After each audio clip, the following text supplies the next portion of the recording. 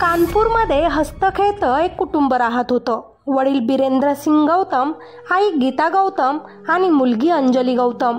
बिरेंद्र सिंग गौतम यांचे 4 वर्षांपूर्वीच अपघातात निधन झाले.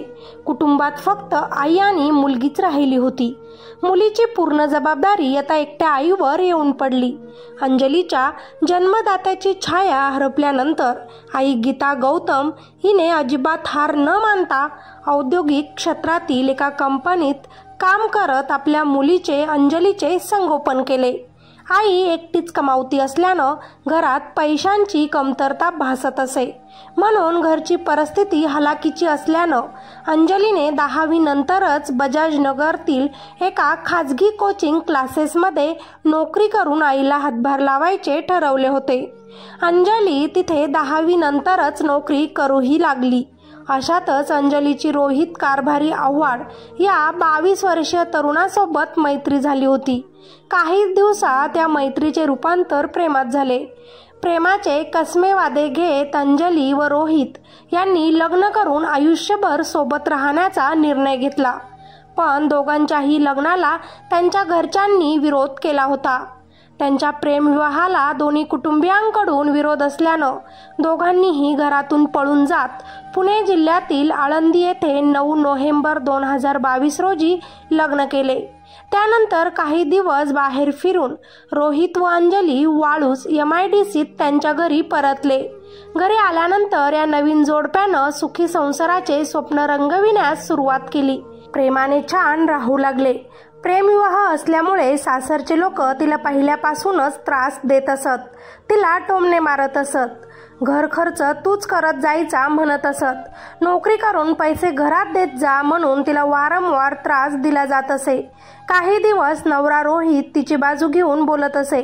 पण आता मात्र 3 महिन्यातच त्या दोघांमध्ये या गोष्टींवरून वाद सुरू झाले. अंजलीला वाटायचं की आपण प्रेमविवाह केला आहे म्हणून रोहितनं आपल्याला समजून घ्यायला हवं. पण रोहितच आपल्यासोबत जर असे वागायला लागला तर भविष्यात आपले काय हाल होतील. कधीपासून आपण कष्टाचे दिवस सहन करत आलो आहोत. पण नवराच मात्र असा वागायला लागला तर माझे पुढे कसे होईल अशी चिंता तिला लागून राहिली. वारंवार आता अंजलीला सासरांकडून सासूरवास होऊ लागला. प्रेमविवाहानंतर काही दिवसातच नवरा व सासरकडील मंडळीत भांडण सुरू झाल्यानंतर अंजलीनं या पूर्ण प्रकाराची माहिती तिच्या आईस दिली होती. परंतु प्रत्येक आईप्रमाणे ही आई देखील तिला समजावून सांगत म्हणाली, तू प्रेमविवाह केला आहेस. मला आधीच ते लोक आवडत नव्हते. मी तुला समजावलं होतं पण तू ऐकलं नाही. आता लग्न झालंय. एकमेकांसोबत राहावंच लागेल. त्यामुळे एकमेकांना समजून घ्या. पुढे काही दिवस तुमच्या नात्याला द्या. सगळं काही ठीक होईल. काळजी करू नकोस. अंजली मात्र या सगळ्याला खूप जास्त कंटाळली होती. नवरा व सासरचे लोक अजिबात सुधरत नव्हते. पैशांची मागणी ते करतच होते. म्हणून काही दिवसांपूर्वी MIDC वाळूज पोलीस ठाणे गाठून अंजलीनं नवरा व सासरच्या मंडळी विरोधात तक्रार दिली. आपला छळ होत असल्याचं तिनं तिथे पोलिसांना सांगितलं. पोलिसांनी अंजली व रोहित यांच्या आई वडिलांना पोलीस स्टेशनमध्ये बोलवून घेतले आणि त्यांना समजावून सांगितले. तेवढ्यापुरती तेवढं पोलिसांसमोर रोहितच्या घरचे शांत राहिले आणि आता असे होणार नाही म्हणून पोलिसांसमोर त्यांनी जबाब दिला. रोहितच्या डोळ्यात मात्र अंजलीला राग दिसत होता. म्हणून पोलीस स्टेशनमधून बाहेर निघाल्यानंतर अंजली ही सासरी न जाता बजाजनगरात आपल्या आईकडे काही दिवस राहायला म्हणून आली होती. आईच्या घरी राहायला आल्यानंतर ती खूप शांत राहत असे. खूप निराश राहत असे. आपण का प्रेम केलं, का लग्न केलं रोहितसारख्या मुलासोबत हेच ती मनाला कोसत असे.